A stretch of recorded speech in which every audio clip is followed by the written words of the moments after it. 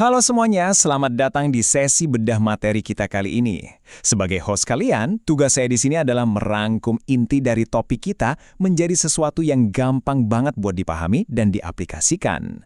Nah, bahasan kita hari ini tuh bener-bener dekat sama keseharian kita. Apalagi buat kalian yang ngandelin gaji tetap setiap bulannya. Entah itu PNS, karyawan swasta, atau pekerja kantoran biasa.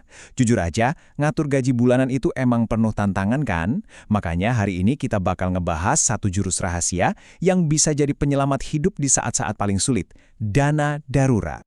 Coba deh kita bayangin bareng-bareng bentar. Gimana kalau tiba-tiba hari ini juga ada krisis nyamperin kita? Amit-amit sih, tapi misal tiba-tiba ada PHK mendadak, atau kecelakaan yang butuh biaya pengobatan lumayan, atau hal sesepele atap rumah bocor parah dan harus langsung dibenerin sekarang juga. Gimana tuh nasib budget bulanan kita yang udah pas-pasan? Udah siap belum nih ngadepinnya tanpa pakai panik? Nah, di titik inilah konsep dana darurat maju sebagai penyelamat. Pada dasarnya, dana ini tuh sebuah penyangga finansial yang emang sengaja dirancang khusus buat ngejaga stabilitas keuangan kita waktu ada kejadian random yang nggak terduga. Yang pengen banget saya tekenin di sini, ini tuh kebutuhan mutlak loh, bukan sekedar gaya-gayaan atau kemewahan. Ini bener-bener jangkar pelindung yang bakal nyegah keuangan kita hancur lebur pas badai datang. Oke, mari kita masuk ke detailnya. Dari rangkuman para pakar keuangan, seenaknya ada 3 alasan super krusial kenapa kita wajib banget punya jaring pengaman ini. Ada perlindungan dari utang, pencegah gangguan investasi, dan ketenangan pikiran. 3 hal ini ngasih fondasi yang kuat banget buat kelangsungan finansial kita yuk. Kita bedah alasannya satu persatu. Poin pertama, dan ini yang paling sering nyelamatin hidup banyak orang, perlindungan dari utang berbunga tinggi. Gini, pas krisis datang dan kita butuh uang cepat, kalau kita punya dana darurat, kita bisa bayar semuanya pakai uang sendiri. Kita nggak perlu terpaksa ngambil pinjaman baru yang bikin pusing. Dan yang paling penting, kita terhindar dari jeratan gesek kartu kredit yang bunganya bisa mencekik banget di bulan-bulan berikutnya. Terus, alasan kedua ini hubungannya sama masa depan. Biasanya kan, kalau lagi kepepet, orang suka ambil langkah drastis ya. Kayak tiba-tiba nyairin aset yang mereka punya. Nah, dana darurat ini bakal mastiin rencana investasi jangka panjang kalian tetap aman sentosa. Kalian nggak akan terpaksa ngejual portofolio saham atau reksadana pas harganya lagi anjlok cuma demi menutupi biaya hidup pas lagi krisis. Sayang banget kan kalau gitu? Dan alasan ketiga yang menurut saya nilainya bener-bener nggak ada tandingannya, ketenangan pikiran. Ngurangin stres mikirin uang tuh efeknya luar biasa loh. Tahu kalau kita punya jaminan dana buat survive mandiri selama beberapa bulan ke depan, bahkan misal besok kita tiba-tiba hilang penghasilan, itu ngasih kelegaan psikologis yang bikin kita bisa mikir jernih. Kita jadi bisa fokus cari solusi tanpa dihantui rasa panik yang bikin deg-degan tiap malam. Oke, setelah kita paham kenapa ini penting, sekarang pertanyaannya, seberapa besar sih idealnya dana darurat itu? Jawabannya sebenarnya gampang-gampang susah karena target ini tuh super personal. Angkanya nggak bakal sama buat setiap orang. Kenapa? Ya karena semuanya bergantung langsung sama nominal pengeluaran bulanan spesifik kalian masing-masing.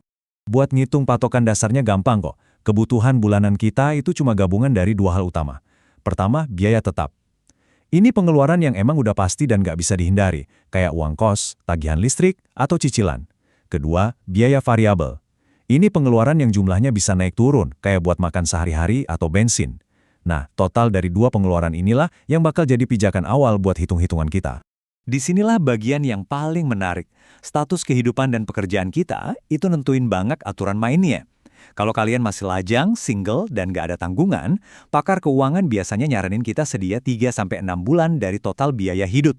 Tapi, kalau kalian udah nikah, berkeluarga, atau statusnya freelancer dan pebisnis yang penghasilannya fluktuatif, safety netnya wajib jauh lebih tebal, yaitu 6-12 bulan. Tanggung jawab yang lebih besar atau income yang nggak tentu, jelas butuh bantalan finansial yang lebih empuk dong. Biar lebih kebayang, kita langsung pakai contoh angka aja ya.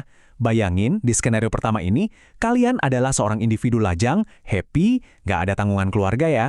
Terus setelah dicatat dengan rapi semua tagihan dan biaya makan harian, total biaya hidup bulanan kalian itu dapat di angka pas 3 juta rupiah. Dari kalkulasi ini kelihatan jelas banget gimana matematika simpel ini bekerja. Dengan kebutuhan 3 juta rupiah per bulan, dan kita pakai aturan pengalih buat orang lajang, yaitu 3-6 bulan, maka target dana darurat kalian ada di kali range 9 juta sampai 18 juta rupiah. Nah, angka spesifik inilah yang harusnya jadi tujuan utama tabungan kalian. Sekarang kita geser sedikit ke skenario kedua. Gimana kalau ceritanya kalian ini kepala keluarga yang harus nanggung biaya hidup istri dan anak-anak?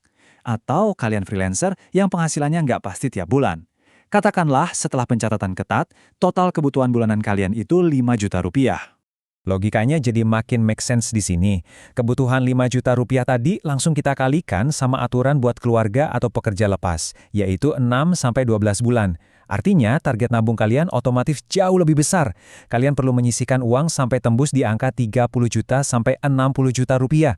Tujuannya sangat gamblang, buat mastiin keluarga kalian benar-benar aman dari guncangan ekonomi, minimal banget selama setengah sampai 1 tahun penuh.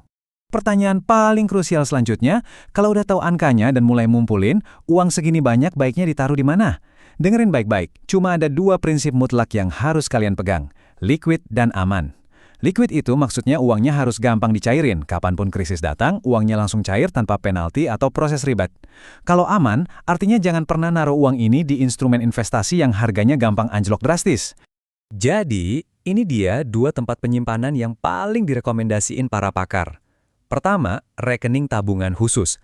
Pokoknya pisahin rekening ini dari rekening jajan harian kalian, biar dana darurat nggak bocor halus buat check out belanjaan konsumtif. Kedua, reksadana pasar uang. Ini opsi alternatif yang highly recommended karena risikonya paling rendah dibanding reksadana lain, nyairinnya gampang, plus bisa dapat imbal hasil dikit buat ngelawan inflasi. Nyisihin uang secara konsisten dari gaji yang mungkin udah ngepas itu emang butuh komitmen ekstra, saya paham banget. Tapi sebagai kesimpulan dari rangkuman materi kita, coba kenali pengeluaran pokok kalian, kalikan 3-6 bulan kalau lajang, atau 6-12 bulan kalau berkeluarga, dan simpan di tempat yang aman. Percaya deh, stabilitas yang bakal kalian dapat, ketenangan pikiran di tengah badai, itu jauh lebih berharga daripada kenikmatan ngabisin uangnya hari ini. Di penghujung sesi ini, saya punya satu pertanyaan provokatif buat kalian renungin. Hari ini juga, udahkah kalian duduk santai, ngitung total pengeluaran pasti kalian, dan nyisihin sebagian dari gaji bulan ini murni buat masa depan kalian sendiri? Ingat, jangan nunggu atap rumah beneran bocor buat mikirin payung pelindung. Yuk, ambil kalkulatornya sekarang, dan ambil langkah konkret pertama kalian hari ini juga. Terima kasih sudah menyimak, dan sampai jumpa di pembahasan selanjutnya.